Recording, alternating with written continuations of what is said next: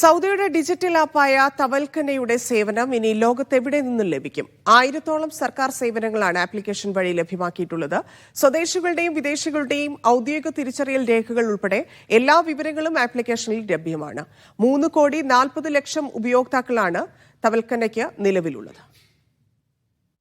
Saudi പൗരന്മാർക്കും താമസക്കാർക്കും സന്ദർശകർക്കും ലോകത്തെവിടെ നിന്നും സർക്കാരിന്റെ സേവനങ്ങൾ ഡിജിറ്റലായി നൽകാൻ തവക്കലിനെ സജ്ജീകരിച്ചതായി Saudi data and artificial intelligence authority വ്യക്തമാക്കി. സർക്കാരിന് കീഴിലുള്ള വിവിധ സ്ഥാപനങ്ങൾ നൽകുന്ന സേവനങ്ങൾ എളുപ്പത്തിലും സുഗമമായും ലഭിക്കുന്നതിന് ലക്ഷ്യമിട്ടുള്ള പുതിയ വികസനമാണിതെന്നും അതോറിറ്റി വിശദീകരിച്ചു.